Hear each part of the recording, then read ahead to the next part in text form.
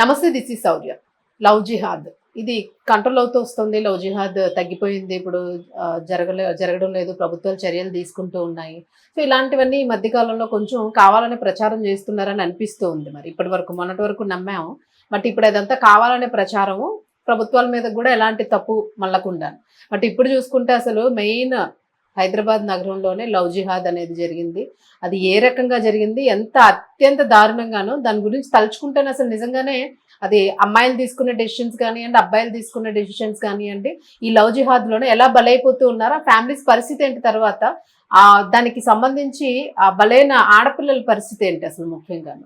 So దీన్ని ఎలా trace out చేస్తున్నారు పోలీసులు, ఇప్పుడు ఇది అసలు అడ్డుకట్టు వేయొచ్చా లేదా, ఈ కేసు డీటెయిల్స్ అన్ని కూడా ఒకసారి కనుక్కుందాం మనం సీనియర్ జర్నలిస్ట్ దుర్గవడ్లమణి గారి నుంచి. నమస్తే మ్యామ్. నమస్తే అండి. మీరు ఏమంటారంటే మనం గతంలో కూడా లవ్ జిహాద్ గురించి చాలా మాట్లాడుకున్నాం. సో కొంచెం తగ్గుముఖం పడుతుంది అని కొంతమంది అన్నా కూడా అది ఎక్కడ తగ్గుముఖం పట్టలేదు. ఈ కేరళ ఫైల్స్ ఇవన్నీ కూడా కొంత మెచ్యూరిటీని తెస్తూ ఉన్నాయి ప్రజల్లో.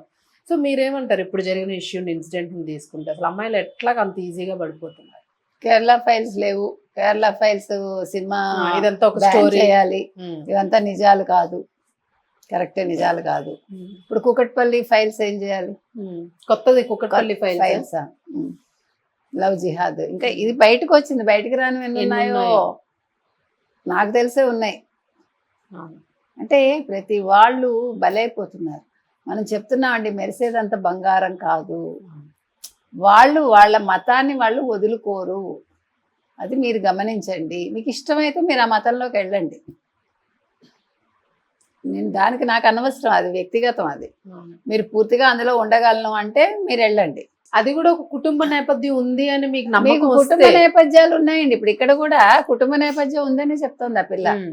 కల్మా నేర్పించారు ఆ పిల్లకి. ఆ పిల్ల పేరు మార్చారు. ఫస్ట్ కాదన్నారు, తర్వాత బలవంతంగా ముస్లిమ్స్ కింద మార్చారు, ఏమేమో చెప్పింది అమ్మాయి. ఇవాళ అడ్వకేట్ ఒకటి రిలీజ్ చేశాడు. నవాజ్ అనే వ్యక్తి ఒక షాప్ అద్దె కోసం వచ్చాడు. ఈ అమ్మాయి అసలు ఎందుకు ఇవ్వాలి? తల్లి ఈ అమ్మాయి ఉన్నట్టున్నారు. వాడు నవదుర్గగా పేరు మార్చేసుకుని హిందూ అయిపోయాను, పెళ్లి చేసుకోమంటే చేసేసుకుంటావా? వాడి పుట్టు పూర్వతరాలు తెలుసుకోవా? వాడికి ఆల్రెడీ 2 పెళ్లిళ్ళు అయ్యాయిట, ఇది 3వ పెళ్లిట. అంటే ప్రేమ గుడ్డిదంటారు ఇదేనా? ఎవరి వాళ్ళలో వాళ్ళు చేసుకోవడానికే ఇబ్బంది పడుతున్నారు. ఎంతవరకు నమ్మచ్చు, నమ్మకూడదని. ఇన్ని ఫైల్స్ జరిగాక, లేకపోతే ఇన్ని లవ్ జిహాదులు జరిగాక మీరు నమ్మి ఎలా చేసుకున్నారు? అది EMI flat, EMI shop, EMI బంగారం అమ్మేసి తాకట్టు పెట్టేసి హవాలా మనీ అంతా పంపుతాడు వేరే రాష్ట్రాల కంటే. అంటే అసలు ఏం పని చేస్తున్నాడు ఇతను? ఇతని గురించి ఏమీ తెలుసుకోకుండా, ఇతని ఫ్యామిలీ బ్యాక్గ్రౌండ్ తెలియకుండా. ఇంకొక పాయింట్ చెప్తానండి ఇక్కడ. మీరు ప్రేమించారు, పెళ్లి చేసుకోవాలనుకుంటున్నారు. ప్రేమించిన వెంటనే మీరు పోలీసులను అడగండి. పోలీస్ స్టేషన్కి వెళ్ళి దయచేసి ఇట్లా ఒక అతన్ని ప్రేమిస్తున్నాడు, అతని బ్యాక్గ్రౌండ్ కావాలని అడగండి. అవును, బెటర్ ఆప్షన్ అది. ఎందుకంటే మీకు ఎవరు చెప్పరు. ఇప్పుడు వాళ్ళ ఇంటి దగ్గరికి వెళ్ళి అడిగినా కూడా ముజే మాలూమ్ నై అంటారు, లేకపోతే నాకు తెలియదు అంటారు. చుట్టాలైతే మంచివాడే పర్వాలేదు అంటారు. ఎవడు సరైన ఇన్ఫర్మేషన్ ఇవ్వరు. అదే పోలీస్ స్టేషన్కి వెళ్ళి, సార్ ఇట్లా నేను పెళ్లి చేసుకోవాలనుకుంటున్నా, ఇతను నాకు ప్రపోజ్ చేశాడు, నేను ఎంతవరకు నమ్మచ్చు? ముందు దిగకండి, గోతిలో దిగకండి. అతను ముస్లిం కాకపోయినా, ఒకవేళ సేమ్ కమ్యూనిటీ అయినా తప్పులేదు. కొంతవరకు ఏదో ఒకటి మీరు సేఫ్లో ఉంటారుగా. ఇప్పుడు ఇవాళ మీరు వాడిని నమ్మి పెళ్లి చేసుకుంటే, జూన్లో గత సంవత్సరం వాడు ఫస్ట్ నైట్ అరేంజ్ చేసి తమ్ముళ్ళు వచ్చారు, ఫ్రెండ్స్ ఎవరో వచ్చారు, ఆ పిల్లకి మత్తు మంది ఇచ్చారు. ఏంటి పార్టీ ఏంటి అసలు? నాకు నిజంగా మీరేం అనుకోకండి, ఇది చెప్పచ్చో చెప్పకూడదో నాకు తెలియదు. గతంలో నేను అనుకునేదాన్ని, ముస్లిమ్స్ నమాజ్ చేశాక అసలు వాళ్ళు తాగుతారు ఇలాంటివన్నీ నాకు తెలీదు. తాగరు అనుకునేదాన్ని, ప్రామిస్. అంటే అదొకప్పుడు భ్రమలు చెప్తున్నా. కానీ ఇప్పుడు పార్టీలు చేసుకుని ఆ పిల్లని ఇంత మోసం చేశాక బెదిరిస్తే, ఇక్కడ ఇంకొక పాయింట్ అండి. ఒకసారి మోసపోయావు కదా, వాళ్ళు నలుగురికి చెప్తే చెప్పుకొని అనుకోండి, దిగారు కదా, నిండా ములిగారు కదా, ములిగాకి ఇవాళైనా బయటకు వచ్చారుగా ఏడాది తర్వాత. అలాంటప్పుడు నిన్ను ఇంకా 3 సార్లు ఇబ్బంది పెట్టారుగా. అదేదో ముందే పోలీస్ స్టేషన్కి వెళ్తే అవును అక్కడితో ఆగిపోయేదిగా.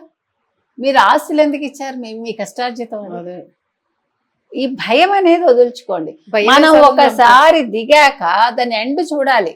ఒకవేళ ఓకే చేసుకున్నారు, నమ్మి చేసుకున్నారు, మోసపోయారు, వాడు మిమ్మల్ని మోసం చేశాడు, వాడు మిమ్మల్ని వాడుకున్నాడు, టక్కన పోలీస్ స్టేషన్కి వెళ్ళండి. వాడికి ఏం చెప్పొద్దు, భయపడుతున్నట్టే ఉండి వెళ్ళి కేసు కంప్లైంట్ ఇచ్చేసి ఒకసారి ఎంక్వైరీ చేయమని. ఆస్తులు ఇవ్వద్దు, ప్రొటెక్షన్ కోరండి. ఈఎంఐనే కాదు, ఎవరైనా సరే. చిన్న చిన్న పిల్లలండి, ఏం చూసి మోసపోతున్నా నాకు తెలియదు. కార్ డ్రైవర్లు, లేకపోతే డబ్బులు ఎక్కువైపోయిన వాళ్ళు, కార్ డ్రైవర్లు, ఏదో ఇలా చిన్న చిన్న వ్యాపారాలు.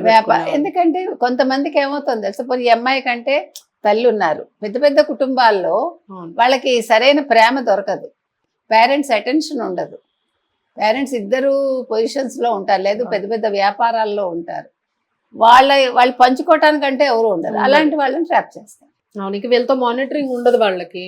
దయచేసి మీకు జీవితంలో మంచి మంచి పిల్లలు దొరుకుతారు. ఇవన్నీ టెంపరీ. ఒక్కరోజు మీరు ఆ లవ్ లోంచి, అంటే వీడు నన్ను ప్రేమిస్తున్నాడు అనే భ్రమలోంచి బయటకు వచ్చి చూడండి, అతనిలో ఉండే నిజరూపం కనిపిస్తుంది మనకి ఆ మూమెంట్. అంతే. ఇప్పుడు ఎలా అయిపోయిందంటే మేడం, ఇప్పుడు ట్రాఫిక్ సిగ్నల్స్ దగ్గర అనుమానాస్పదంగా లంచ్ బాక్సులు కనిపించిన, అనుమానాస్పదంగా ఏదైనా కనిపిస్తే ఇన్ఫార్మ్ చేయండి అని నెంబర్ చెప్తూ ఉన్నారు. చాలా ఏళ్ళుగా మనకి ఇది వస్తుంది. సేమ్ ఇలాగే మతపరమైన మార్పులు జరిగి మీ దగ్గరకు ఎవడైనా ప్రేమ పేరుతో వస్తే మమ్మల్ని అప్రోచ్ అవ్వండి అని కాదు. అసలు ఇప్పుడు భయమైనా ఉంటుంది కదా, మీకు ఏ టైంలో అయినా మీకు ఉంది, నెంబర్స్ ఉన్నాయి కదా, ఎందుకు ఉపయోగించుకోరు, ఎందుకు భయపడుతున్నారు, ఎవరికి భయపడుతున్నారు? ఏమండి, దిగాక ఇంకేముంది, ప్రాణమే కదా అల్టిమేట్.